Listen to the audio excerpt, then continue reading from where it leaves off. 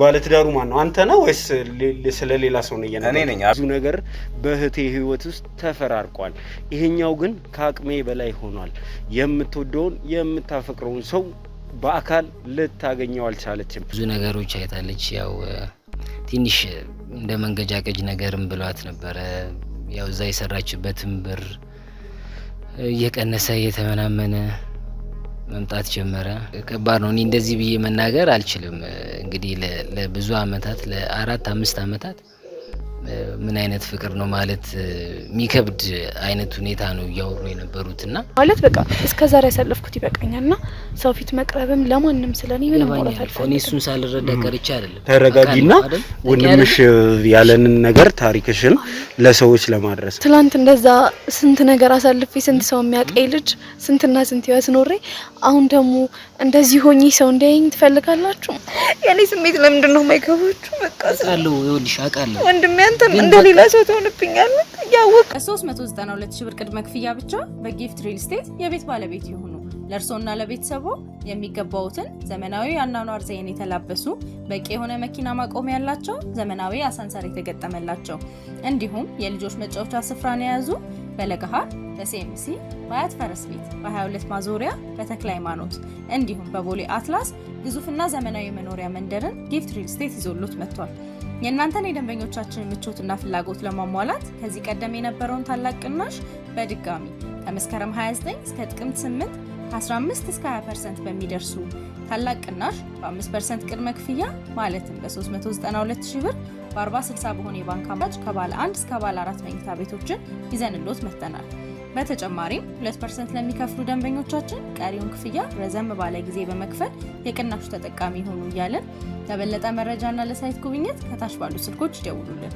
ምቹ መኖሪያ ይገባውታል። ጊፍት ሪል ስቴት በነበርኩ ልጅ ከ5 ሰከንድ በኋላ የለውኝም እና እሱን መቀበል ይከብደኛል። በዛ ላይ ደግሞ በጣም ብዙ አላማ አለኝ። ከፊት እየሄድኩኝ እያለ ነው ከየት መጣ ሳልለው በምን ቅጽበት እኔ ጋር አላውቅም። በቃ ጭራሽ መኪናውን አላየሁትም። ከቅጽበት በቃ አጋጭቶኝ ሄደ።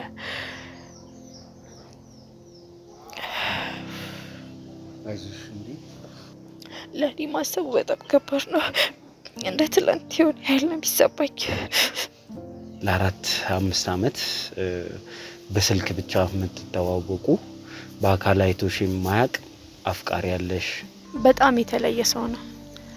በጣም ሰው የሚረዳ አይነት ሰው ነው እሱ። እንገናኝ ብሎኝ ያውቃል። ብዙ ጊዜ ይለኛል። እናቴ ነው የሚለኝና እናቴ ናፈቅሽኝ እንገናኝ፣ የእናቴ ምትክ እንደዛ ነው የሚጠራኝና ናፈቅሽኝ በቃ ከዚህ በላይ አልችልም ምናምንና ያርጋለን። በቃ በጣም ሲያስቸግረኝ እንገናኝ ሲለኝ ሰበብ ፈጥራለሁ። ይሄ ክፍለ ሀገር ሄደን የሆነ ሰው ታመመ፣ በቃ እኔ ያላሳመምኩት ያልገደልኩት ቤተሰብ የለኝ። ምን ይለኛል? በቃ ገና ድምጽሽን ስሰማ ነው የደነገጥኩት ይለኛል። ይሄ የሆነ አላ እኔ እንዴት ልበልክ?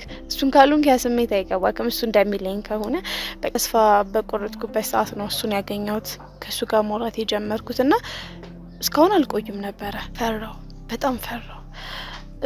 እንደሚርቀኝ እንደሚሸሸኝ አይነት ስሜት ተሰማኝ። ማለት እሱ እኮ እንደዚህ መጥፎ ሰው ሆኖ ምናምን አይደለም ማለት ምን ሊል እንደሚችል እኔም አላውቅም። ደስታዬን አጣለሁኝ፣ የመኖር አንድ ያለኝ ምክንያት አጣለሁኝ እና ፍቅሬን አጣለሁኝ። ብዙ ሰዎች የሚመኙት ትዳር አለ አይደል? በቃ ስትገባ ቤቱን አሟሙቃ ልጠብቅህ የምትችል ሴት፣ ራት አቅርባ ጉድ ብላ አንተና እሷ ብቻ በቃ እንደዚህ አይነት አለ አይደል? እኔ ደግሞ እንደዛ መሆን አልችልም። ተስፋ የለኝም። አንድ ፈጣሪንም ለምነው ነገር አሁን በቃ ከመቅጽበት እግር ቢሰጠኝ ሮጬ እሄዳለሁ እሱ ጋር። አይ ልጆች ያሉ የባለ ትዳር ቤት ነው።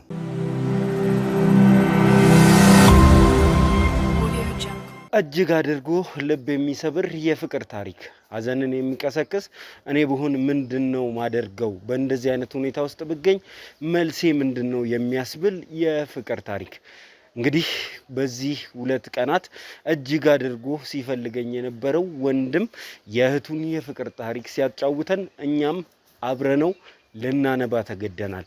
ዛሬ ቀኑ ደርሶ እንግዲህ ቦታው ላይ ተገኝተናል። ምንድነው የተፈጠረው? ከነሱ የምንሰማ ነው የሚሆነው። ሰላም ሰላም ሰላም ሰላም ሰላም ውዴ ዱካሾ ቤተሰቦች እንደምን ከረማችሁ? ሰላም ደስታና ፍቅር ለናንተ ይሁን እያለን እንግዲህ የዛሬው ፕሮግራማችን ተጀመረ ማለት ነው። ሁልጊዜ ለሰዎች ሁሉ የምንመኘው ደስታንና ፍቅርን ነው። ዛሬ እንግዲህ የሰማነው የፍቅር ታሪክ ግን ልባችንን ሰብሮታል፣ ሀዘናችንን ቀስቅሶታል። ምንድነው የተፈጠረው? ከቤተሰቡ ጋር በምናደርገው ቆይታ የምንሰማ ነው የሚሆነው። ይሄ የፍቅር ታሪክ ለ5 ዓመታት በስልክና በስልክ ብቻ የቀጠለ ነው።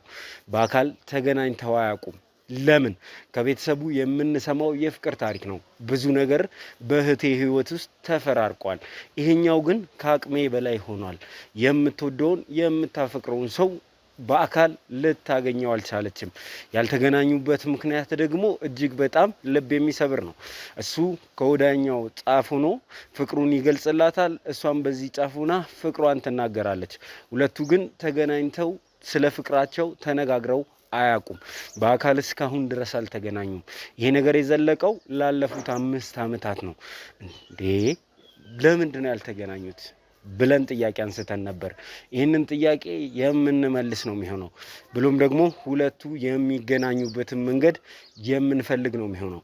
ለ5 ዓመታት የዘለቀው መዋደድ፣ መተሳሰብና መፋቀር ዛሬ እንግዲህ እስከ ጥግ ድረስ ሄዶ ሁለቱም ተገናኝተው ፍቅራቸውን የሚነጋገሩበትን መንገድ እንድናመቻች ወንድሟ እንግዲህ ጋብዞን እዚህ ድረስ መተናል።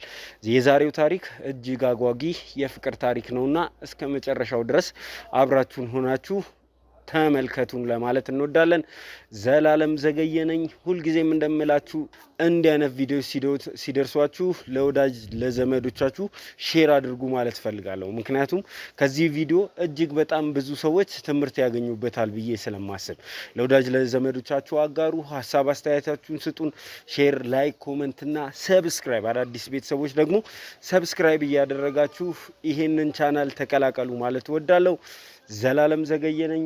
እስከ መጨረሻው ድረስ አብራችሁን ከሆናችሁ በእንባ ያራጨንን የፍቅር ታሪክ ትሰሙታላችሁ ማለት ነው። አብራችሁን ይሁኑ እስቲ።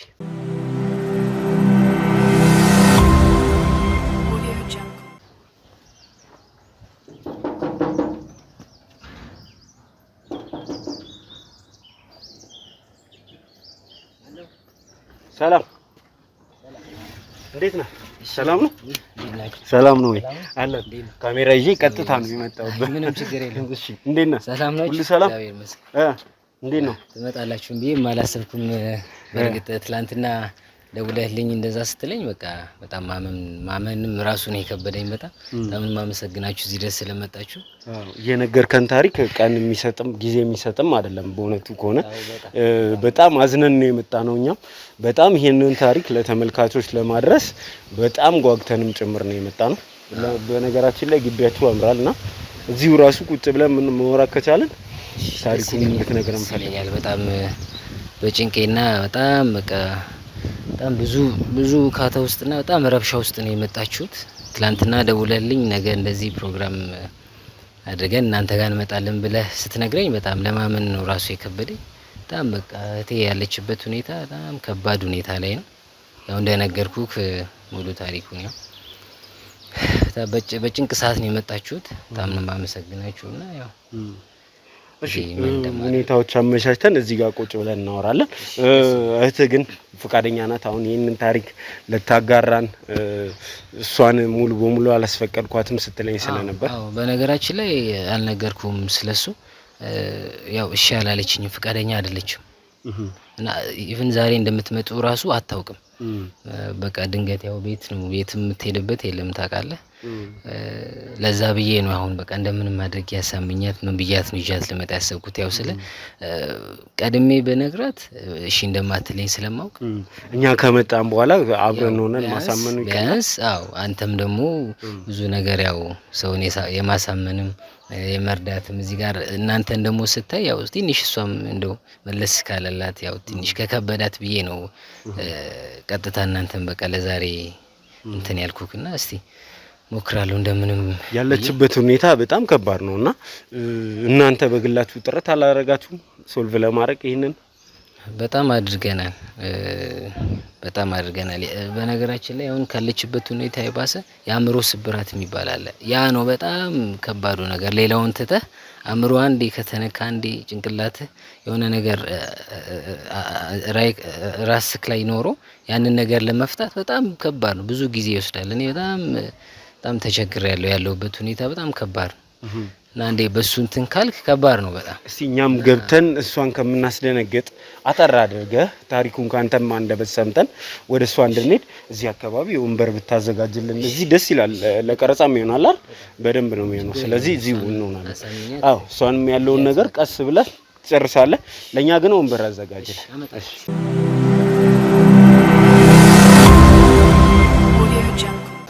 እሺ በድጋሚ እንግዲህ አረፍ ብለን ስለ ታሪኩ እናውጋ።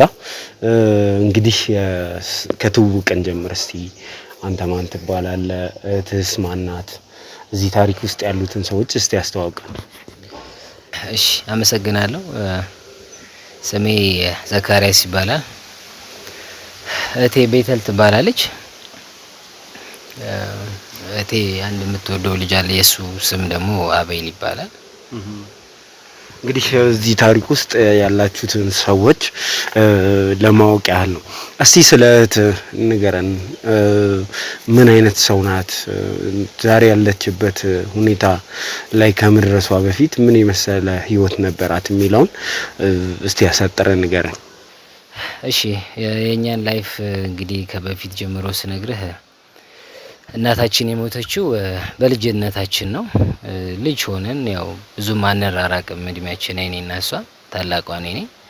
ብዙም አንራራቅም ነበር እና የእንጀራ እናት አለን። አባታችን ከእናታችን ከሞተች ከብዙ ጊዜ በኋላ እንዳልኩ በልጅነታችን የሞተችው እናታችን ከተወሰነ አመታት በኋላ ድጋሜ ሌላ ላይፍ ጀመረ። እንጀራ እናት ነበረችን እና ክላስ ላይ ብዙም አልነበረችም። በትምህርት ላይ አብረን ስንማር እንዳልኩ ብዙም አንራራቅም እድሜያችን። እሷ ክላስ ላይ ይሄን ያህል ብዙም አልነበረችም። የእንጀራ እናትም አለ። ያው እንደ ልጅም ባይታይ ያው ታውቀዋለህ ያለውን ነገር ያው ብዙም አይደለም። ያው ይለያያል። እንደ ሰው ባህሪ ሁሉም አንድ አይነት አይደለም፣ ይለያያል። እና የእንጀራ እናታችን ክላስ ላይ እሷም ጥሩ ስላልነበረች ከአባታችን ጋር ለማጣላት በተለይ እሷን ለማጣላት ብዙ ነገር ነበር የምታደርግ የነበረው። እንዳልኩ ክላስ ላይ ብዙም አልነበረችም።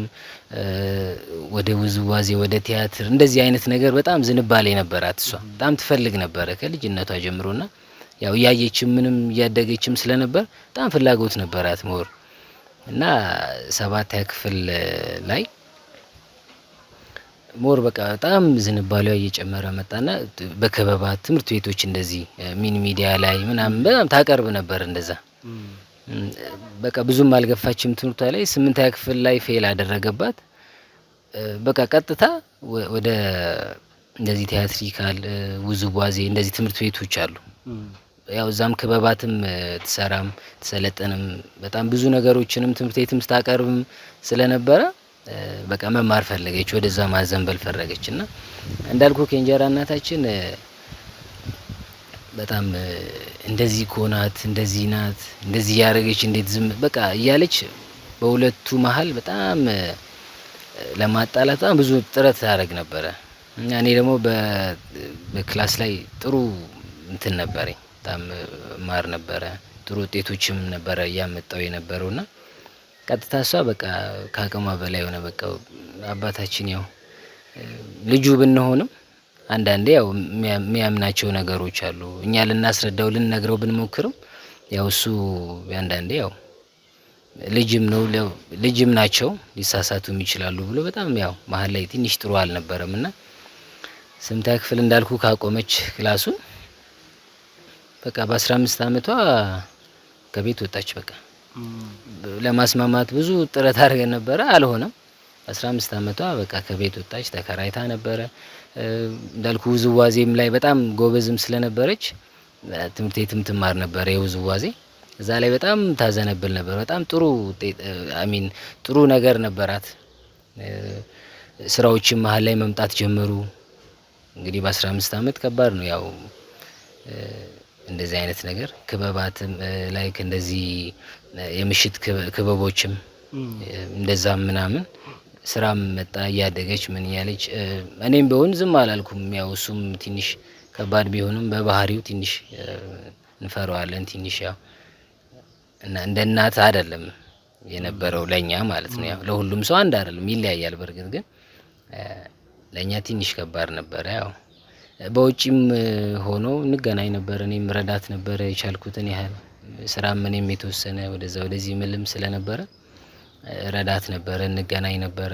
እሷም ብዙ ነገሮች ብዙ በቃ ውጣ ውረዶችን አሳልፋለች በዛን ሰዓት ላይ። ከዛ ሁሉ ችግር በኋላ ግን በጣም ያው ያን ሁሉ ነገር አልፈ ጥሩ ነገር ትጠብቃለህ አይደል? ራስህን ለማሻሻል ራስህን ጥሩ ደረጃ ለማድረስ ከዛ ሁሉ ነገር በኋላ ያው እንዳልኩክ ስራዎች መጡ። ወደ ውጪ የውጪ ስራዎች መጡ፣ ማስታወቂያዎች መጡ። በውዝዋዜ ብዙ ማስታወቂያዎችን ሰራች። የውጪ እድሎችም ነበሩ በሰዓቱ ብዙ ሀገሮች ሄዳ ከዛም በኋላ በጣም ብዙ ነገሮችን ሰርታ እየሰራች እኔም በሰዓቱ ያው ክላስ ላይ እንዳልኩክ ጥሩም እየተማርኩኝም ስለነበረ በውጪ የምንረዳዳ ነበር እንዳልኩክ። ከዛ ሁሉ ችግር በኋላ አልፋ እኔም ክላሴን እየገፋሁበት ነበር። ዩኒቨርሲቲም ገባሁኝ።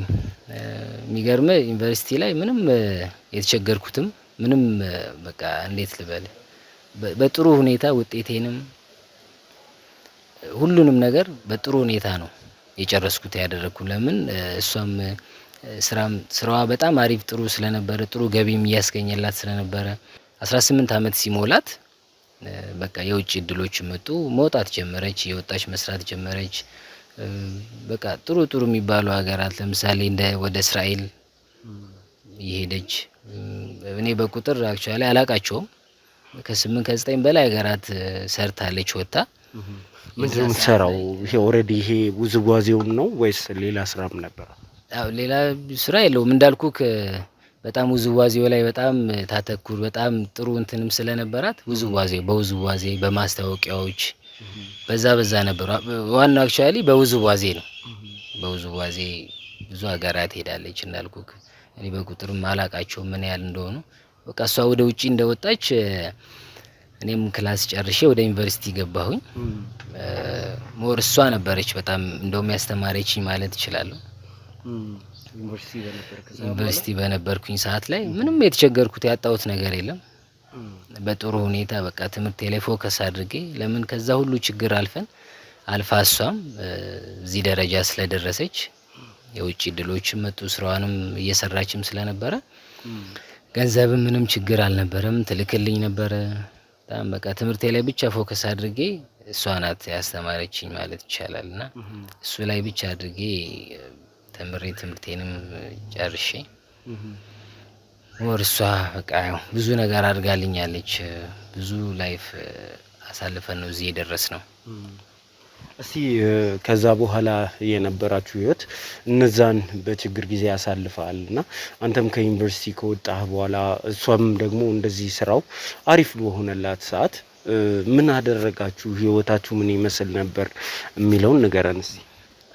እና እንዳልኩክ እየተመላለሰች ነበር የምትሰራው። ክላስ ላይም ያው ዩኒቨርሲቲ መሃል ላይ ብሬክ ሲኖረኝ አገኛታለሁ። ለተወሰኑ አመታት ያው እዛው ነበረች ብዙም ባትመላለስም፣ ግን በመጣችበት አጋጣሚ ያገኘኋት ረጅም ጊዜም ያው 1-2 አመትም እዛም ቆይታ ነበረ። በዛ ሰዓት ላይ ያው እንደምታየው ያው ስትገቡ ቤቱ በጣም ያምራል ግቢያችሁ ብለኸኝ ነበረ። እና ይሄ ሁሉ ነገር እሷ ናት ያደረገችው ማለት ይቻላል። እኔ ምንም ያደረኩት ነገር የለም። እሷ ያው እየሰራች ገንዘብ እየላከች የቤቱን ሁኔታውን እንዳለ በቃ እኔ ነበርኩኝ ሳስተካክል የነበረውና እና እንዳልኩክ ከዛ ሁሉ ተከራይታ ወጣም ነበር በሰዓቱ። ያው ብዙ እድሎች ስታገኝ ገንዘቦችም ስታገኝ ቤት እንግዲህ ይሄ የሷ ቤት ነው እንደምታየው። እኔ ነኝ ገንዘብ እሷ እየላከች ያሰራሁላት። ከዛ ከኪራይ ቤት ወጣ ብዙ ላይፍ አሳልፋ ይሄን የመሰለ ቤት እንግዲህ ያው አሰርታ ገንዘብ እየላከች ኦሬዲ በቃ ሙሉ ነገሩን እኔ ነኝ የጨረስኩላት ያሰራሁላት ኃላፊነት ወስጄ ብዙ ነገር ያው ቀላል አይደለም። አንድ ቤት እዚህ ጋር ማስገንባት ማለት ቀላል አይደለም። ብዙ ቤቶችም አሉ ወደ ውስጥ ገባ ብለን ማየት እንችላለን። ሰርቪስ ቤቶች አሉ። ብዙ ክፍሎች ያሉት ቤት ነው። በጣም ትልቅ ነው። እንግዲህ ያው የድካምህ የልፋትህ ውጤት የሷ በተለይ የሷ ያው እኔ ምንም ያደርኩት ነገር የለም። እሷ ናት የሷ ልፋትና ድካም ነው ይሁሉ እዚህ ጋር የምታየው ነገርና እንግዲህ ሙሉ በሙሉ ኑሯን ውጭ አደረገች ወይስ እንዴት ነው እዚህ ልትመለስ የቻለችው? እንዴት ነው ሊፈጠር የቻለው ነገር ይኛልና ስላደጋው ልብ የሚሰብር ነበርና እንዴት ሊፈጠር ቻለ? እሷስ እንዴት ተመለሰች? ኢትዮጵያ ውስጥ ካልነበረ የምትኖረው?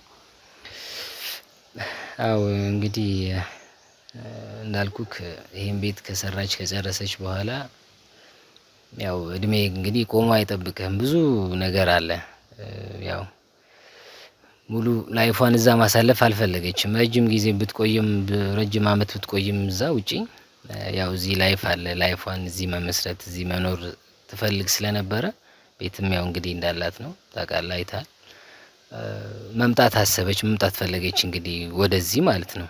ያው እንዳልኩ እድሜ ቆሞ አይጠብቅም። ላይፏን እዚህ መኖር መመስረት ስለፈለገች ወደዚህ መጣች። ከተወሰኑ አመታት በኋላ ወደዚህ መጣች። ያው እዚህ መጣ ግን እዛ እንደነበረው አልሆነላትም። ያው ወደ ኢትዮጵያ ከመጣች በኋላ ላይፍ እንደዛ ሊሆነላት አልቻለም። በቃ ያው ብዙ ነገሮች አይታለች። ያው ትንሽ እንደ መንገጃገጅ ነገርም ብሏት ነበረ። ያው እዛ የሰራችበትም ብር እየቀነሰ እየተመናመነ መምጣት ጀመረ። ብዙ ነገር በቃ እንዳሰበችው እዚህ መጣ እሷ እንዳሰበችው እንዳቀደችው አልሆነላትም። ከባድ ነበረ፣ ብቻ በጣም ከባድ ነበረ የነበረው ሁኔታ። ከዛም በኋላ የሁሉ ነገር ካለፈች በኋላ ድጋሜ ያው እንደዚህ አይነት አደጋ በጣም ከባድ ነው። እንዳልኩ ከዚህ መጣ እንደፈለገችው እንዳሰበችው አልሆነላትም። ብሩ ምንም ያሰበችው ነገር ከአደጋው ጋር ተያይዞ ነው እንግዲህ ፍቅሯን የምትወደውን ሰው ልታወራው ያልቻለችውና እንደው የፍቅር ታሪካቸው ግንኙነታቸው ምን ያህል ነው አሁን ያላቸውስ ግንኙነት የሚለውን ነገር እስቲ። ያው እኔ ከምነግርህ በላይ ከባድ ነው። እኔ እንደዚህ ብዬ መናገር አልችልም። እንግዲህ ለብዙ አመታት ለ4-5 አመታት ምን አይነት ፍቅር ነው ማለት የሚከብድ አይነት ሁኔታ ነው እያወሩ የነበሩትና በጣም ፍቅራቸው ልነግር አልችልም። አክቹአሊ እኔ አላውቅም ነበር። ከሆነ ጊዜ በኋላ ነው ያወቅኩት እንደሚያወሩ እንደሚጻጻፉ። ብዙም እንትኑም አልነበረኝም። ከጊዜ በኋላ ነው ያወቅኩትና ኢቭን ካወቅኩኝ በኋላም ራሱ እንደዚህ አይነት ፍቅር እኔ እንጃ ይኖራልም ብዬ ማስቤም አላውቅም።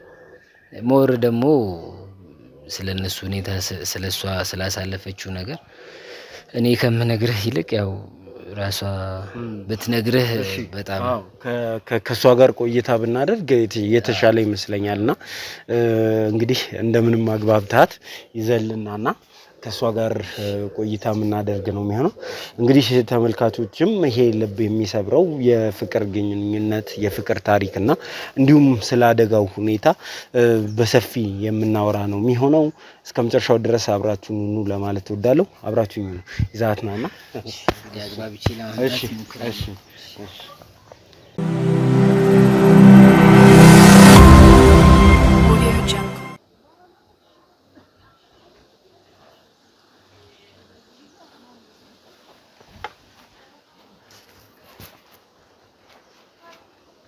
ቤተር እንዴት ነሽ? ሰላም ነው ወይ? እንዴት ነሽ? ሰላም በይነሽ።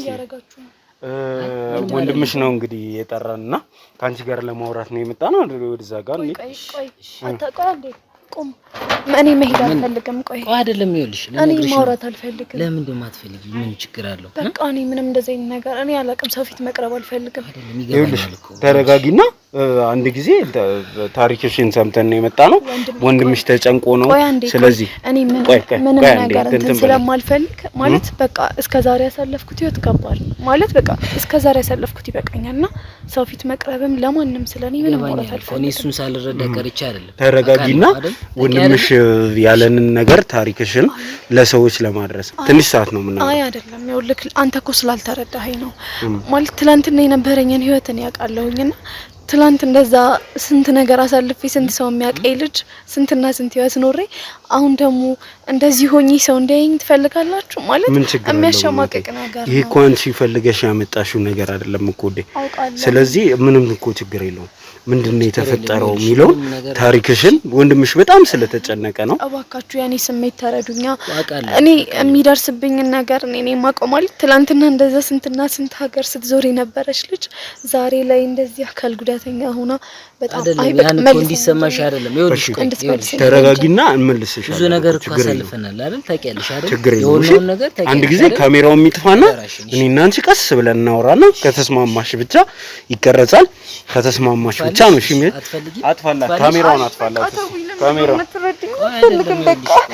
እኔ እኮ እንዲፈጠር አይደለም። ተረጋጋ። ነግሽ እኮ ቀርመሽ የኔ ስሜት ለምንድን ነው የማይገባችሁ? በቃ አውቃለሁ። ይኸውልሽ አውቃለሁ ወንድሜ አንተም እንደሌላ ሰው ትሆንብኛለህ ያወቅ ሁሉንም። እሺ ተረጋጊና አሁን እኮ እንድታለቅሽ አይደለም እኮ የመጣ ነው እንዴ። ይሄን ያህል ነው እንደዚህ የተቸገርኩት። እኔ ካሜራ ሳይራሱ ትላንት እየታወሰኝ ቅር ይለኛል። በቃ ተውኝ። በቃ እሺ ተውላት። በእናትህ አቁሙ።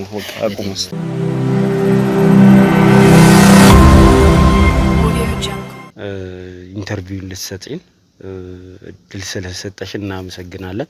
በእውነት ስላከበርሽንም ጭምር እግዚአብሔር ይስጥልን ማለት እንፈልጋለንና ታሪክሽን ስሰማ የሆነውን ነገር ያጋጠመሽን አሁን ያለሽበትን ሁኔታ ሲሰማ ነገ ዛሬ ማለትም አልፈለኩም። ካንቺ ጋር መተን የምናወራበትን መንገድ ነው ቶሎ ያመቻቸ ነው። እንግዲህ በ3 ቀን ጊዜ ውስጥ ነው ወደዚህ የመጣ ነው። እንደዚህ አናደርግም ብዙ ጊዜ ፕሮግራሞቻችንም ታያለሽ አይደል? እና እንደዚህ አያጋጥምምና አክብረሽን ፈቃደኛ ስለሆንሽ ከልብ እናመሰግናለን። እሺ ያው አሁን ላይ እኔም ፈቃደኛ አልነበርኩኝም፣ ግን ያው እዚህ ድረስ መታችሁ እናንተንም አሸቅማቅቅ ያልመልስም ወንድሜንም አላሳፈረውም ብዬ ነው የተስማማሁት። አንድ ቀን ሚዲያ ላይ ወጥቼ ስለኔ ህይወት ታሪክ ለሰዎች አጋራለሁ ብዬ ማለት በቃ ሀሳብ አለኝ፣ ግን ምንድነው አሁን ጊዜው አይደለም። ገና ነኝ ማለት እሱን ለማለት እሱን ወጥቼ ለማውራት ውስጤ ገና አልጠነከረም። ገብቶካል? እስካሁንም ያ ህመም አለ፣ እስካሁንም ያ ስሜት አለ ውስጤና እሱ በጣም ይከብደኛል። የጎረቤት ሰው ራሱ አይቶኛ ያቅም የሰፈር ሰው ምናምን ውጪ ምኖር ነው ይመስላቸው። ውጭ ሀገር የሄድኩኛው እንደለመድኩት የሆነ ቦታ የሄድኩኝ እንደዚህ አይነት ነገር ነው ይመስላቸውና ወደ የሆነ ቦታ መሄድ ስፈልግ ወይ ደግሞ ሆስፒታል ምናምን ከሄድኩኝ ራሱ ወንድሜ ቤት ድረስ መኪና አስመጥቶ ምናምን የሰፈር ሰው እንዳይኝ እንደዛ ነው የምወጣው እና ማንም በይሳት እንዳይኝ ፍቃደኛ አይደለሁም። ይገርምካል 5 አመት ሆኖኛል ይሄ ጉዳት ከደረሰብኝ ነግሮ ከሆነና በዚች 5 አመት ውስጥ ማንንም አይቻላቅም ከወንድሜ በቀር ማንንም ሰው አይቻላቅም፣ ከማንም ሰው ጋር ተገናኝቼ አላቅም እና እሱ በጣም ከባድ ነው። ያው እንደምታየኝ በአንድ በተረገመ ቀን በአንድ ሰካራም ነው እንደዚህ ሆንኩት እና እሱ ለኔ በጣም ከባድ ያደርጋሉ ሁኔታዎችን እና ሰው ሳይ የሆነ ብርቅ ይሆንብኛል። 5 አመት በጣም ረጅም ጊዜ ነውና እንዴት አንቺም ለመውጣት ለመጠንከር አልሞከርሽም? ፕላስ በሕክምናስ እንደው ተስፋ አለው ወይ? ነገ ቆመሽ የመራመድ እድል ይኖርሻል ወይ? በ392 ሺህ ብር ቅድመ ክፍያ ብቻ በጊፍት ሪል ስቴት የቤት ባለቤት ይሁኑ። ለእርሶና ለቤተሰቦ የሚገባውትን ዘመናዊ አኗኗር ዘይቤን የተላበሱ በቂ የሆነ መኪና ማቆሚያ ያላቸው ዘመናዊ አሳንሰር የተገጠመላቸው እንዲሁም የልጆች መጫወቻ ስፍራን የያዙ በለገሃር በሲኤምሲ በአያት ፈረስ ቤት በ22 ማዞሪያ በተክለ ሃይማኖት እንዲሁም በቦሌ አትላስ ግዙፍና ዘመናዊ መኖሪያ መንደርን ጊፍት ሪል ስቴት ይዞሎት መጥቷል። የእናንተን የደንበኞቻችንን ምቾትና ፍላጎት ለማሟላት ከዚህ ቀደም የነበረውን ታላቅ ቅናሽ በድጋሚ ከመስከረም 29 እስከ ጥቅምት 8 ከ15 እስከ 20% በሚደርሱ ታላቅ ቅናሽ በ5% ቅድመ ክፍያ ማለትም በ392 ሺህ ብር በ40/60 በሆነ የባንክ አማራጭ ከባለ 1 እስከ ባለ 4 መኝታ ቤቶችን ይዘንሎት መጥተናል። በተጨማሪም 2% ለሚከፍሉ ደንበኞቻችን ቀሪውን ክፍያ ረዘም ባለ ጊዜ በመክፈል የቅናሹ ተጠቃሚ ሆኑ እያለን ለበለጠ መረጃና ለሳይት ጉብኝት ከታች ባሉ ስልኮች ይደውሉልን። ምቹ መኖሪያ ይገባውታል። ጊፍት ሪል ስቴት። በሕክምናው እንኳን ያልሄድኩበት ሆስፒታል የለም፣ ያልረገጥነው ቦታ የለምና ምንም ተስፋ እንደሌለው ነው ሁሉም ቦታ የሚነገረን። ማመን ስለማንፈልግ አንዱ ቦታ ሲነገረን ወደ ሌላ ቦታ ዞረን ደግሞ እንጠይቃለን። ግን ሁሉም ተመሳሳይ ነው የሚነግሩን። ከወገቤ በታች ምንም መንቀሳቀስ አልችልም። እግሮቼ የራሱ በቃ በጣም ደክመዋል። ከዚህ በኋላ ምንም እንደምታየኝ እንግዲህ ዊልቸር ላይ ተቀምጬ የሰው እርዳታ የምፈልግ አይነት ሰው ነኝ። ውጭ ሀገርም የማውቃቸው ሰዎች ሳይተዋወቅኳቸው ሊጠይቁልኝ ሞክረዋል። ምንም ግን ተስፋ እንደሌለው ነው ሁሉም ሰው እየነገረኝ ያለው። የሕክምና ውጤቶቼን እዚህ ያሉኝን ነገር እንዳለ ተመርምሬ የተሰጠኝን ውጤት ልክ ያለሁኝ ፎቶ አንስቼ፣ ግን ሁሉም ለውጥ እንደሌለው ነው እየነገሩኝ ያሉት። እና እንግዲህ ምንም አንቺስ 5 አመት በጣም ረጅም ጊዜ ነው። እንዴት ነው በዚህ 5 አመት ውስጥ ልትቀበዩ ያልቻልሽው? ከባድ ነው ማለት በቅጽበት የተፈጠረ አደጋ ነው ይሄ። እንዴት ነው ታመክ ምናምን ቢሆን ተጠብቀው ነበረ። ግን እንደ ድንገት እየተራመድኩ የነበርኩ ልጅ ከ5 ሰከንድ በኋላ የለውኝም እና እሱን መቀበል ይከብደኛል። በዛ ላይ ደግሞ በጣም ብዙ አላማ አለኝ። በጣም ብዙ ማድረግ የምፈልጋቸው ነገሮች ነበሩ። እንደ ሰው መስራት፣ መለወጥ፣ አሁን ካለበት የተሻለ ቦታ መድረስ እና ደግሞ የጀመርኩትን መንገድ በጣም መልካም ነበረ ለኔ። የተሻለ ቦታ የሚያደርሰኝ አይነት ነበረ። ከዛም በኋላ ደግሞ እንደ ማንኛውም ሴት ቶሎ ማግባት ፈልጋለሁ፣ ልጅ መውለድ ፈልጋለሁ እና እሱ ነገር ደግሞ ለኔ በጣም ይበልጥ ከባድ አደረገው ሁኔታው። በጣም ማዝነውና ማረብሽሽ ከሆነ ምንድነው የተፈጠረው? ወንድምሽ ታሪክሽን ሲነግረኝ ነበር ከልጅነት ጀምሮ ያለው። እንደው ምንድነው አንቺን እንደዚህ ዊልቸር ላይ ያዋለሽ አጋጣሚ ምን ይመስላል? እስቲ ስለሱ ቀን ንገሪኝ። የተፈጠረው እንደ ትላንት ነው አይኔ ላይ የሚታየኝ። ያው እንዳልኩክ በዚህ እድሜ በጣም ብዙ ታዋቂነትን አትርፌያለሁ።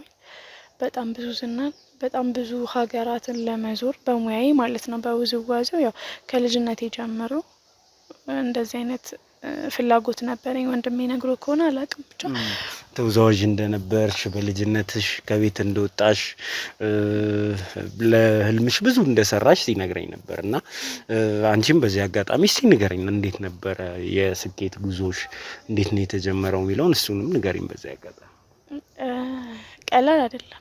አሁን እንዲህ ቁጭ ብዬ በ5 ደቂቃ እንደማውራክ አይነት ቀላል ህይወት አይደለም ያሳለፍኩት። ከቤት ከወጣው በኋላ ደግሞ ለኔ ነገሮች በጣም ከባድ ነበሩ። ሴት ልጅ ነኝ። ሴት ልጅ ሆኜ ደግሞ እንደዚህ ውጪ ብቻዋን ሊያውም መሸታ ቤቶች ውስጥ የምትሰራ ሴት በጣም ከባድ ነው። በውዝዋዜም ቢሆን በጣም ብዙ አይነት ሰው ታገኛለክ። ወደ ውዝዋዜም እኔ ሚዲያ ላይ እንደወጣ ምናምን በጣም ብዙ እንትኖችን አልፌ ነው የወጣሁት። በጣም ብዙ ፕሮሰስ ነበረውና እሱን ለማለፍ አንዳንዴ በጣም ብዙ ጥሩ ሰው ያጋጥምካል። አንዳንዴ ደግሞ ከማጠብቀው ሰው የማጠብቀውን ነገር የወረደ ነገር ስታገኝ እየከፋክ እያለቀስክ እንዴትም ቢሆን ወደ እንትን ትላለክና አንዲት ቀን ናት የኔ ህይወቴን የቀየረችው። በጣም ብዙ ተለማምጃለሁ። በጣም ብዙ ክበቦች ምናምን ሰርቻለሁና በደንብ አንድ ሰው ነው ወደ ውጪ እንዲሄድ የረዳኝ። ማለት 18 አመት ልክ እንደሞላኝ በቃ ልጅ ጎበዝ ናት፣ ውጪ ወጥታ ሀገሯን ማስተዋወቅን ባህሏን ብዙ ነገር እንትን ትላለች አለ። ከዛ ወጣሁኝ በመከራ በቃ ማለት ከባድ ነበር በሰዓቱ። ደስታውም አለ፣ ፍርሃቱም አለ፣ ልጅነት አለ። ደግሞ 18 አመትሽ ላይ ስትውጪ ከሀገር ልጅነትም ይኖራል። አዎ በጣም ልጅነትም አለ። በዛ ብዙ ሀሳብ ታስባለክ፣ ጠፍተክ እዛው ለመቅረት ታስባለክ። በጣም ብዙ ሀሳቦች አሉና እሱን ሁላ ሀሳብ እንትን ብዬም ያው ብቻዬን መኖር ስለለመድኩኝ ውጭ ሀገሩ አልከበደኝም።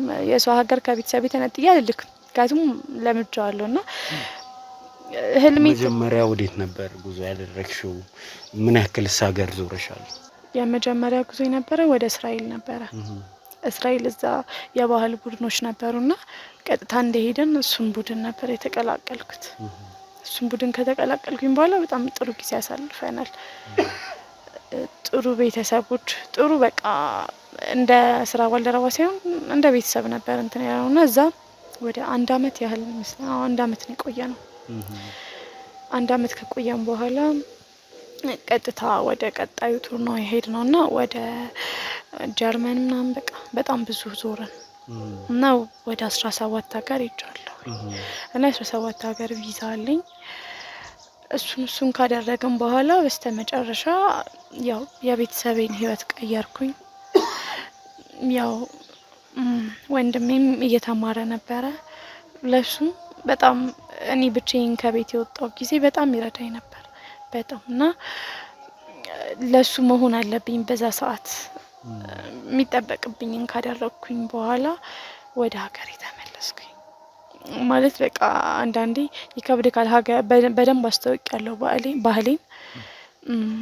ስለዚህ በደንብ ካስተዋወቅኩኝ በኋላ ደግሞ እስኪ እዚህ መጥቼ ትንሽ ቆየት ብዬ የዛ ሀገርም ይመራል አንዳንዴ ኑሮና እንግዲህ እስኪ እንደዛ ብዬ ነበር ወደዚህ የተመለስኩት። ወደ ኢትዮጵያ ስትመጪ የጠበቅሽው ነገር አገኘሽ? ስራስ ህይወትስ እንደጠበቅሽው ሆነ? ከጠበቅኩት በላይ ነበረ ስመለስ ያገኘሁት። ማለት ቤተሰቤ ብዙ ነገራቸው ተስተካክሏል ድሮ ከነበርንበት። እሱ በጣም አስደስቶኛል። ወንድሜ ትምህርቱን ጨርሷል ስመለስ። ከዛ ስመጣ ደግሞ በስራ ቦታም በጣም ተቀባይነት ኖሮኝ ነበረ። በጣም ክሊፖች ላይ የመስራት አጋጣሚ አግኝቻለሁኝ እና በጣም ደስተኛ ነበርኩኝ። በቃ ቆንጆ የሚባል ህይወት እየመራው ነበረ። ከዛ ያው አንድ ቀን ወደ ስራችን ተመልሰናል። ከዛ ከመጣን በኋላም እዚያ ተቀመጥ የኛ እንጀራችን ውዝዋዜያችን ነውና አንድ ቀን ስሙን መጥራት አልፈልግም ቦታውንና ውዝዋዜ አቅርበን እየተመለስን በጣም መሽቷል። ወደ 8-9 ሰዓት ይሆናል እና ከዛ ጨርሰን ወደ ቤት ነው የምንሄደው ቀጥታ እና ወደ ቤት ለመሄድ ደግሞ የራሳችን ሰርቪስ አለን ሁላችንንም ወስደን ከጓደኞቼ ጋር እየተሳሳቅን እየተጫወትን ወጣን እና ሰርቪሱ የሚጠብቀን አስፓልት ተሻግሮ ነው። መዞሪያው ሩቅ ስለሆነ አስፓልት ተሻግሮ ስለሚጠብቀን ወደዛ አስፓልት እየሄድን የተሳቅን በቃ ማለት እኔም በጣም ደክሞኝ ስለነበረ ከፊት ነው እየሄድኩኝ የነበረው። ከፊት እየሄድኩኝ እያለ ነው ከየት መጣ ሳልለው በምን ቅጽበት እኔ ጋር አላውቅም። በቃ ጭራሽ መኪናውን አላየሁትም። ከቅጽበት በቃ አጋጭቶኝ ሄደ።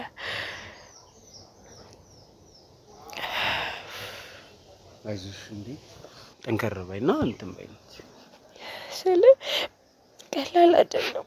አሁን ላይ ለኔ ማሰቡ በጣም ከባድ ነው። እንደ ትላንት ይሆን ያህል ነው የሚሰማኝ። በሰዓቱ ምንድነው የተፈጠረው? መኪናውስ ምን ሆኖ ነበር? ሹፌሩ አላየሽም ነበር? እንደው ከዛ በኋላ ከሹፌሩም ጋር የማውራት እድል አግኝታችኋል? ገጭቶኝ ከሄደ በኋላ ወዴት እንደሄደ አልታወቅም። ማለት በሰዓቱ የራሴን ስርቼ ነበር። ጓደኞቼም በድንጋጤ ታርጋውንም ለማየት አልሞከሩ። በዛ ላይ መሽቷል። በፍጥነት ነበር ሲያሽከረክር የነበረ። ከዛ በኋላ ሆስፒታል ገባሁኝ። ለ5 ቀናት ያህል ራሴን ስርቼ ነበረ። ምን እንደተፈጠረ አላውቅም።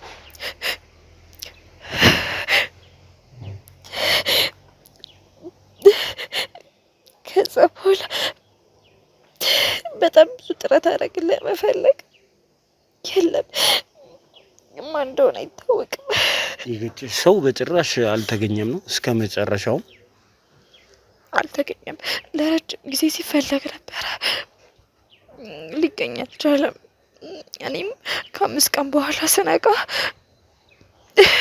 እግሬ መንቀሳቀስ እንደማይችል ተነገረኝ። በሰዓቱ ምን እንደተፈጠረ አላውቅም። ቀልድ መሰለኝ፣ እውነት መሰለኝ።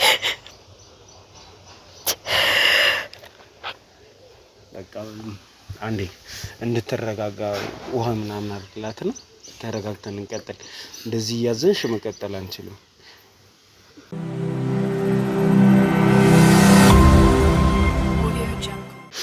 እሺ እንግዲህ ተመልካቾቻችን ተመልሰን መጥተናል። አሁን ትንሽ የተረጋጋሽ ይመስለኛል። አውቃለሁ ከባድ ነው ስለ እንደዚህ አይነት ነገር ማውራት፣ ጊዜው ላይ ነው የሚመልስሽና ስሜቱ ከባድ እንደሆነ አውቃለሁና ከዛ ይልቅ እስቲ ዛሬ እንደው ዋንኛ እንድንመጣ ያደረገን ነገር ለ4-5 አመት በስልክ ብቻ የምትተዋወቁ በአካል አይቶሽ የማያውቅ አፍቃሪ ያለሽ ዛሬም ድረስ በፍቅር ነው ያላችሁትና እንዴት ተጀመረ? እንዴትስ እስካሁን በአካል አልተገናኛችሁም የሚለውን እስቲ ካንቺ አንደበት እንስማ። እንግዲህ ይሄ ሰው እስካሁንም በህይወት ለመቆየቴ ምክንያት ይመስለኛል ሳስበው። እግዚአብሔር ነው በቃ እሱን ለኔ ላከልኝ። እንዳልኩ ሰው አይቼ አላውቅም። ሰው በሚያስፈልገኝ ሰዓት፣ ሰው በሚርበኝ ሰዓት ነው ከሱ ጋር ማውራት የጀመርኩትና በጣም ደስ ይላልና የሆነ አጀማመሩን ብነግርክም ማንም ቀልድ ነው የሚመስለው። የተሳሳተ ስልክ ነበረ። ደወለ። ከዛ ተሳስተሃል የሆነ ስም እርግጠኛ አላስታውስም ስሙን በስርዓት ብቻ ግን የሆነ ስም ጠራልኝና ወይ ተሳስተሃል ምናምን ብዬ ዘጋሁት። ከዛ ትንሽ ቆይቶ ከ30-40 ደቂቃ በኋላ መልሶ ተደወለ። ከዛ በጣም ድምጽሽ ያምራል ምናምን እንደዛ ነገር ማለት ጀመረና ድጋሚ ዘጋውበት። ማለት ዝም ብሎ እየደወሉ የሚጃጃሉ ሰዎች አሉ አይደል? እንደዛ። ከዛ ቴክስት ማውራት ጀመረ። ፎቶሽ ያምራል አይደለም ታምሪያለሽ እንደዚህ አይነት ነገር። ከዛ የታየኸኝ ምናምን ስል ፕሮፋይልሽን አይቼ ቴሌግራም ላይ እንደዛ አይነት ነገር። ከዛ ደስ እያለ ይመጣ። አወራሩ ደስ ይላል። በቃ እርግጥ ያለ የሆነ ከአወራሩ ያስታውቃልና በጣም ደስ ይል ነበር። ከዛ መደወል ይቻላል ይፈቀድልኛል አይነት ነገር ነው ያለው። ቃል በቃል ነው ማስታውሰው። ከዛ እሺ ምናምን ነገር አልኩኝ። ደስ ይል ነበር። ብቻ በስልክ ማውራት ጀመር። እንደው ዝም ብሎ እንደዚህ በስልክ በማውራት የተጀመረ ነገር ነውና ይሄ ደስ ይላል። ግን እንዴት ወደ ፍቅር ግንኙነት ልትቀይሩት ቻላችሁ? ሰው አንድ ጊዜ አውርቶ ይሰለቻል አይደል? ብዙ ወንዶች አሁን የምናውቀው የሀገራችን ላይ ያለውም ዓለም ላይ ያለውም ነገር ቶሎ መገናኘት የቴክኖሎጂ ዘመን ስለሆነ በቃ ቪዲዮ ከዛ እንትን ለምን አንገናኝም ምናምን ይመጣልና እናንተ 4-5 አመት ፍቅርም ጀምራችሁ ሳትገናኙ እንዴት አስቻላችሁ? እንዴትስ ሊሆን ቻለ? በጣም የተለየ ሰው ነው። በጣም ሰው የሚረዳ አይነት ሰው ነው እሱ። ለዛ ነው እስካሁንም የቆየ ነው ማለት እንደ ሌሎች ወንዶች አይደለም። ብዙ ሰው አውቃለሁኝ በቃ እርግጥ ያለን ያልኩክ ለዛ ነው። የኔን ስሜት ነው ለመጠበቅ እንትን የሚለው ማለት በማወራው ነገር ሁላ የሆነ ሰፖርት እኔን ለማድረግ ነው የሚሞክረው። እንገናኝ ይለኛል እንደ ማንኛውም ሰው። ግን ብዙ ምክንያቶችን እደረድራለሁ ማለት እሱን ለማግኘት ፈቃደኛ አልነበርኩኝም። እንደዚህ ሆኜ እንዲያየኝ አልፈልግም። አልነገርሽውም እንደዚህ መሆንሽን አያውቅም ጭራሽ? አይ አልነገርኩት ማለት በዛ ሰዓት የሚያዋራኝ ሰው የለም ካለሁኝ ባዶ ነኝ ማለት በቃ በጣም የብቸኝነት ስሜት የተሰማኝ ነውና ከሱ ጋር ማውራቱ ደስታ እየሰጠኝ መጣ። በየጊዜው ነው የሚደውልልኝ። ስራ ቦታም ሆኖ ይደውልልኛል። ደህና ነሽ ድምጽሽን ልስማው ብዬ እኮ ነው እንደዛ አይነት ነገር ይለኛልና ከሱ ጋር ማውራቱ ደስታ እየሰጠኝ መጣና ፈራሁት። የአካል ጉዳተኛ ነኝ መንቀሳቀስ አልችልም ብሎ ምን አይነት ስሜት ሊሰማው እንደሚችል አላውቅም። እና ለኔ በሳቱ ለሱ መንገር እሱን እንደማጣት ሂድ በቃ ትደውልልኝ እንደማለት እሱን ብሎክ እንደማድረግ ነው የተሰማኝና ይልቅ ስለ ጉዳቴ ስለ ምናምን ከማስብ ለሱም ከምነግረው ከሱ ጋር የማወራባትን ጊዜ ባጣጥማት ይሻላል ብዬ አስቤ ከሱ ጋር እንደዚሁ ማውራት ቀጠልን እና ያኔ መጀመሪያ ሰሞኑ ማለት ያኔ ፍቅር አይደለም መጀመሪያ ስታወራ ደስ እያለክ ይመጣል እየተላመድክ ትመጣለክና ትንሽ እንደተላመደ ምን ይለኛል እናቴ በቃ እንደዚህ ደስ የምትል አይነት ልጅ ነው አግባ የምትለኝ ምናምን ይለኛልና እንዴና ልታገባ ነው ምናምን ነው ያኔ ጓደኝነቱ ነው ያለው መቀላለዱ ምናምን ልታገባ ነው ለሰርገማ ትጠራኛለክ ምናምን እለዋለሁና ከዛ እስኪ ሙሽራዋን አብረን እንፈልጋታለን እንደዛ ነበር የሚለኝ እና በቃ የሚያወራቸው ነገሮች እንዳለ በጣም ደስ ይላሉ። በጣም በቃ እንዴ ልበልክ እንደ ሌላ ሰው አይደለም። በቃ ቶሎ እንገናኝ፣ ቶሎ እንትን እንበል፣ ቶሎ በቃ እኔ እስከምለው ይጠብቃል ብዙ ነገሮችን። የሚመችሽ ከሆነ እናውራ፣ ማታ ራሱ ሲደውልልኝ የሚመችሽ ከሆነ እናውራ ምናምን ይለኛል እና ከጊዜያት በኋላ ለረጅም ሰዓት ማውራት ጀመርን። በጣም ረጅም ሰዓት ወደ 2 ሰዓት 1 ሰዓት ቀስ እያለ ሰዓቱ እያደገ ይመጣልና የሆነ አንሰለቻችም፣ የምናወራውን ነገር አናጣም። የሆነ የምታወራው ነገር ይሁን ጸጥ ብሎ የምታወራው ነገር አለ እንደዛ አይደለም። በቃ የምንቆም ነገር የምናወራለን እንቀላለዳለንም። በዛች ባወራንባት ጊዜ ውስጥ ማላቀው የለም ስለሱ እና በጣም ረጅም ሰዓት ነው የሚያወራኝ። ከዛ ቆይ ካርድ ገዝቼ ልምጣ ይላል ካርዱ ሲያልቅ። ከዛ ደግሞ ካርድ ገዝቶም ድጋሚ ያወራኛልና በጣም ብዙ በካርድ ራሱ በጣም ብዙ ካርድ ነበር የጨረስነውና ወንድሜ ሁላ ሌሊት ምንድነው ምናምን ብሎ ይመጣል። ከዛ ጸጥ በለው ምናምን ብዬ ያው በምልክት ይወጣልና በጣም እንትን ነው ያው ስለ ቤተሰቤ ምናምን ነግሬዋለሁኝ በጥቂቱ ማለት ሙሉ ለሙሉ ሳይሆን ግልጽ አድርጌ ነገርኩት። ከወንድሜ ጋር እንደምኖር ያውቃል። ከወንድምሽ ጋር መች ነው የምታስተዋውቂኝ ብዙ ጊዜ ይለኛል። ግን ያው እኔ ማለት እፈራለሁኝ በጣም ወንድሜ ሳት ብሎት ድንገት ቢያወራው ምናምን ብዬ ስለምፈራ ምንም አልነገርኩትም። ግን በቃ በጣም ጥሩ ሰው ነው። ሌላ ሁላ ነገር ቀርቶ እንትን ይለኛል እስኪ የሆነ ነገር ምናምን ዛሬ እኮ በጣም ብዙ ኮሚሽን አገኘሁኝ ማለት ከሚሰራው ስራ ላይ አላቅም ትርፍ ምናምን ያገኛልና ዛሬ እኮ በጣም ብዙ እንትን አገኘሁኝ አካውንትሽ ላኪልኝ ምናምን ልላክልሽ ምናምን ይላልና የመጀመሪያ ሰሞን ማለት ይሄ ሰውዬ ምን አስቦ ነው ል ነበር።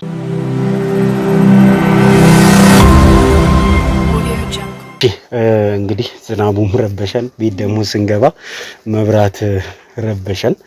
ስለዚህ እዚሁ ትንሽ አጭር ጊዜ ስለሆነ እዚሁ እንቀጥል ብዬ ነው። እስቲ ያለውን ነገር ታሪኩን ካንቺ ሰምተን ማድረግ የምንችለውን ነገር እንድንወያይ ነውና እስቲ እንደው ካቋረጥንበት እንቀጥልና የሚገርም የፍቅር ግንኙነት ላይ ነበራችሁ።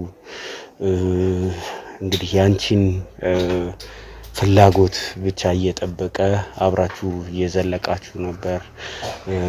እሱን እየነገርሽኝ ነበር። ከወንድምሽ ጋር እንደምትኖሪ ታወቀ በኋላ ኢኮኖሚካሊም ሰፖርት ያደርገኛል የሚለውን ነገር እየነገርሽኝ መሰለኝ ያቆም ነው። አዎ በጣም ሰፖርት ያደርገናል ስልክ እንዲህ ዝም ብሎ አይደለም። አሁን ብር ላከልኝ ብልክ ዝም ብሎ ባወር 1000 2000 ልኮልኝ ነው።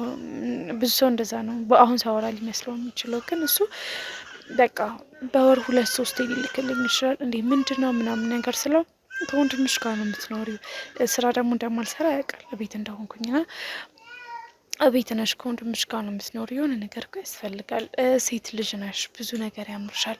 በቃ የሆነ አስተሳሰቡ በጣም ይለያል በጣም ማለት ነው። እና እሱ ማለት በቃ አይምሮዬን ሁላ እየገዛ ይመጣ እና ወሬ ሁላ እሱ መሆን ጀመረ። ሳይደውል ሲቀር ይናፍቀኝ ጀመረ በቃ በጣም እና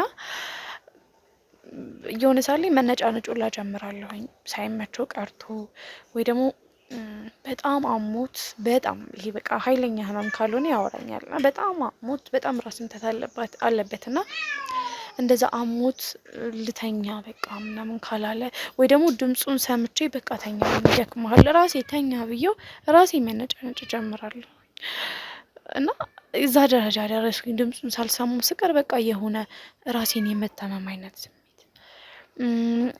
የሆነ እምባዬ ቅር ማለት ስሜት እንደዛ አይነት ነው። በቃ ላለቅሱላ እችላለሁ የሆነ ሰዓት ላይ ካልደወለልኝ ማለት ነውና በጣም ይከፋኝ ጀመረ። በቃ ይሄ ልጅ ሙሉ ለሙሉ ከኔ ጋር ከውስጤ ገብቷል። በጣም አዳፕት አድርጌዋለሁኝ በጣም እና እንደዚህ እያለ ወሬያችን 4 አመት ሄደ። 4 አመት ግን አሁን እኔ እንዲህ አይነት ታሪክ መስማት ለማመን የሚከብደው እኔ ብሆን እላለሁና እኔ ብሆን 4 አመት ሙሉ በስልክ ብቻ 4 አመት ሙሉ በቴክስት ብቻ ይሄ ይቻላል ወይ?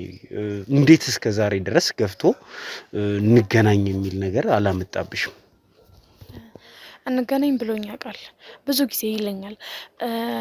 እናቴ ነው የሚለኝና እናቴ ናፈቅሽኝ እንገናኝ፣ የእናቴ ምትክ እንደዛ ነው የሚጠራኝና ናፈቅሽኝ በቃ ከዚህ በላይ አልችልም ምናምንና አንዳንዴ ወንድሜ ሶፋ ላይ ያስቀምጠኝ ደከመኝ ምናምን እለዋለሁኝና ወይ ደግሞ ማታ አልጋ ላይ ከተኛሁኝ በኋላ እንደዚህ ቪዲዮ ኮል እናወራለን። ከዛ ደግሞ አንዳንዴ ምን እናደርጋለን በቃ በጣም ሲያስቸግረኝ እንገናኝ ሲለኝ ሰበብ ፈጥራለሁ።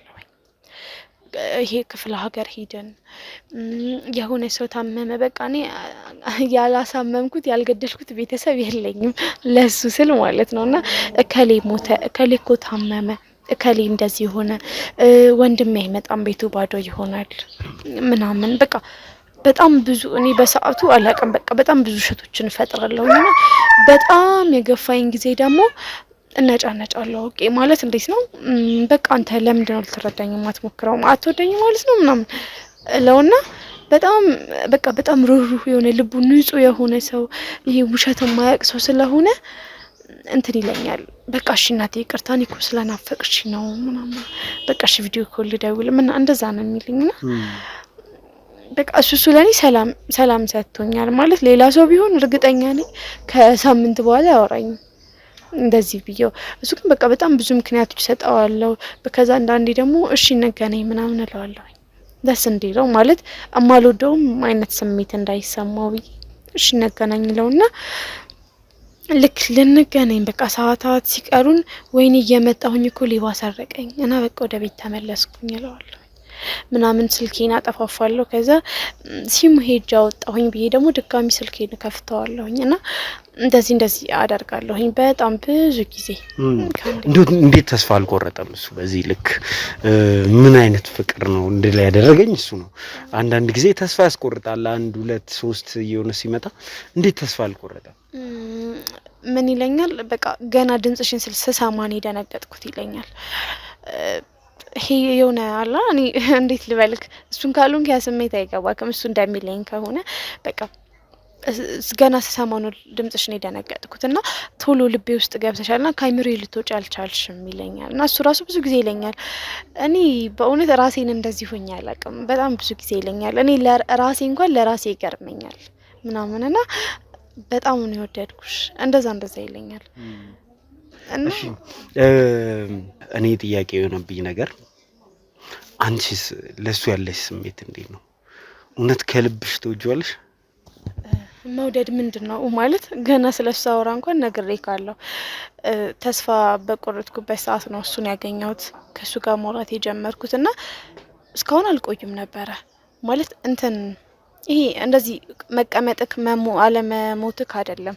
አንዳንዴ ተስፋ ማቁረጥ ራሱ ውስጥክን በጣም ይገለዋልና የመጀመሪያ ሰሞን እሱን ከማውራቴ በፊት ራሴን እጥላለሁኝ በቃ የሆነ ላልበላ እችላለሁኝ ማለት ቶሎ ለማሞት እንትን ካለኝ የተነሳ ግን እሱን ማውራት ከጀመርኩኝ በኋላ መላመድ ከጀመርም በኋላ በቃ ህይወትን መኖርን የምመኛት ለሱ ስል ነው። ከሱ ጋር ለማውራት የሱን የሆነ ሄሎ ብሎ ወሬ እየሳቀ እናቴ ምናምን እያለ የሚጀምረውን ድምጽ ለመስማት ስል ነው በቃ ምኖርና ፍቅሩ ነው ያኖረኝ። ከምልክ በላይ ነው ማፈቅረው እና የሱ ፍቅር ነው እኔን ዛሬ ላይ ያደረሰኝ። ታዲያ ለምን አልነገርሽው?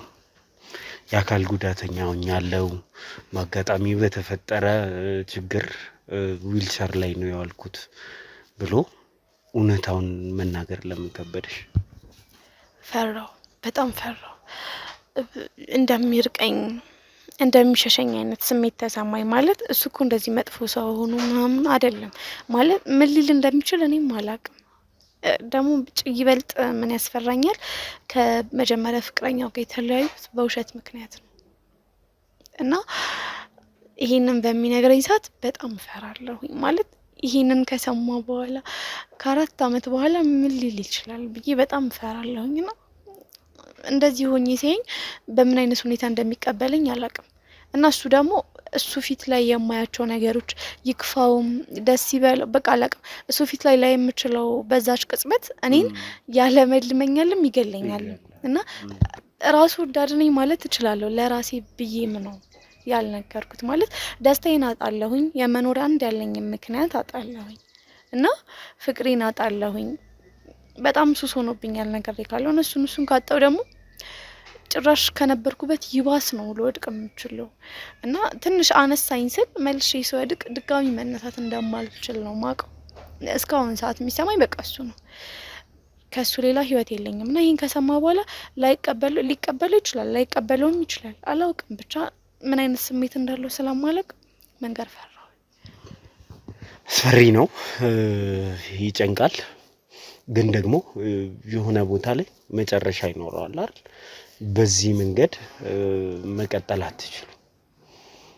እውነቱን ማወቅ አለበት፣ መስማት አለበት፣ የሱ ምላሽ መሰማት አለበት። ህይወት ነው ይሄ አይደል? እሱም አንቺን ብሎ ነው እየኖረ ያለው፣ አንቺም እሱም ብለሽ እየኖርሽ ነው። እውነታውን ተቀበለ ሰየው ነው። ፍቅራችሁን ካስበለጠ ሰየው ነው። ካለበለዚያ ግን አንቺም በዚህ መንገድ ወንድምሽ በጣም በቃ ስላንቺ ያስባል፣ ይጨነቃል። አንቺ የምትመኙን አይነት ኑሮ እንድትኖሪ ይመኛል። ከተሳካ ከተቀበለሽ በጣም ጥሩ ነው። ካልተቀበለሽ ግን የሚቀበልሽን አታጭም። እንደዚህ ዝም ብሎ በህልም ከመኖር እውነቱን ማሳወቅ ይሻላል ብዬ ነው። ማለት ይሄ እኮ የህልም ኑሮ አይደለም። አንደኛ በቃ የዋሸሁት ነገር ይሄንን ብቻ ነው። ሁሉ ነገሬን ያውቃል፣ ሁሉ ነገሩን አውቃለሁና ምን ወንድሜ ብዙ ጊዜ ነው የሚለኝ ለኔ ማለት በጣም ይጨነቃል ስለ እንደዚህ አይነት ነገርና ብዙ ጊዜ ይለኛል ኧረ ተይ ምናምን ሲለኝ ማለት እንደዚህ እኔና አሁን ተጋብተን መኖር ብንጀምር እኔና እሱ እንደሚፈልገው አይነት ደስተኛ ዳረገው ላልችል እችላለሁ። ማለት በፍቅሬ አልጠራጠርም። ግን እንደዚህ ሆኜ ብዙ ሰዎች የሚመኙት ትዳር አለ አይደል? በቃ ስትገባ ቤቱን አሟሙቃ ልትጠብቅህ የምትችል ሴት፣ ራት አቅርባ ጉድ ብላ አንተና እሷ ብቻ በቃ እንደዚህ አይነት አለ አይደለ? እኔ ደግሞ እንደዛ መሆን አልችልም፣ ተስፋ የለኝም። እና አንድ ፈጣሪን የምለምነው ነገር አሁን በቃ ከመቅጽበት እግር ቢሰጠኝ ሮጬ እሄዳለሁ እሱ ጋር። ግን አልችልም ማለት ፈልጌው አይደለም። እሱንም ማጣት አልችልም። እውነቱንም መንገር የማይታሰብ ነገር። እስቲ እንግዲህ ስለዚህ ጉዳይ እንወያይበታለን ጊዜ ወስደን። አንቺንም ብርድ ላይ ከማስቀመጥ ወደ ቤት እንግባና ኦፍ ካሜራ ምን ማድረግ እንችላለን የሚለውን ነገር እናውራ። የሱንም አድራሻ ካንቺ እንውሰድ። ከዛ እንግዲህ ማድረግ የምንችለውን ነገር ዲስከስ እናደርጋለን። እሺ፣ ብርድም ስለሆነ እስቲ እንግዲህ ተመልካቾቻችን እስከ መጨረሻው ድረስ አብራችሁ ነው።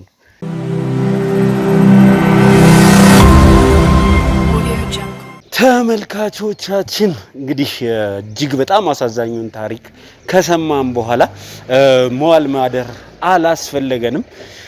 አሁን የምንገኘው እንግዲህ ከአዲስ አበባ 100 ኪሎ ሜትር ርቀት ላይ የምትገኘው አዳማ ከተማ ነው። እዚህ የመጣንበት ዋነኛው ምክንያት የሰማነው ታሪክ እንቅልፍ ስለነሳ ነው። ዛሬም ማደርን ዛሬም ማሳለፍ እጅግ በጣም የከበደኝ። ስለዚህ ወደዚህ መጥቻለሁ። እዚህ የመጣነው ደግሞ አቤልን ልናገኘው ነው። አቤል እንግዲህ ታሪኩን እንደሰማችሁት ለ4 አመት ያህል ፍቅረኛውን ያደረጋትን ሴት ሲንከባከባ ቆይቷል። ነገር ግን አቤል የማያውቀው ነገር አለ።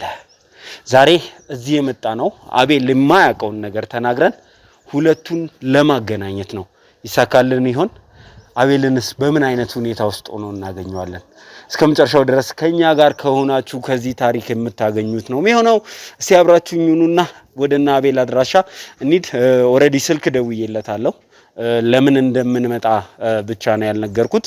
ስለዚህ ስልክ ደውዬለት ለአንዳንድ ጉዳዮች ላውራው እንደምፈልግ ነግሬው መኖሪያ ቤቱ እየጠበቀኝ ይገኛል። አብራችሁኝ ሁኑ።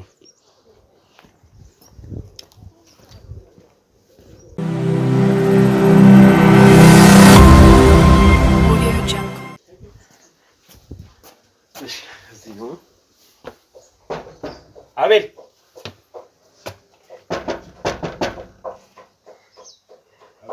አቤል እንዴት ነህ?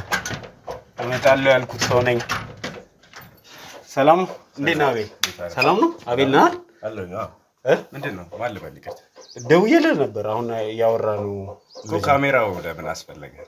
ኦኬ ካሜራ እንዴት አልነገርኩም። አንዳንድ ጉዳዮች ከአንተ ጋር ለማውራት ካሜራ አስፈልገን ስለሆነ ቢሆንም ካሜራውን አሳኩት። ይሄ ባለትዳር ቤት ነው። አትሊስት አላስፈቀድከኝም። መጀመሪያ ካሜራ ይዣለሁ እየመጣሁ ነው አላልከኝ? ኦኬ ግልጽ አልሆነልኝም። ባለትዳር ቤት ነው ምናምን። አይ ልጆች አሉ፣ የባለትዳር ቤት ነው። ስለ ስራ ላነጋግረህ ብለኸኝ ነው የመጣው። ካሜራውን አጥፋው በተቻለ መጠን። ካሜራማን እሺ ካሜራው ይጠፋል። ግን ባለትዳሩ ማን ነው? አንተ ነው ወይስ ስለ ሌላ ሰው ነው? እኔ ነኝ። አቤል ብለህ ነው አደውለህ የመጣው? አዎ ባለትዳር ነኝ። የባለትዳር የልጆች ቤት ነው። አንተ ባለትዳር? አዎ ባለትዳር ነኝ። የልጆች አባት? አዎ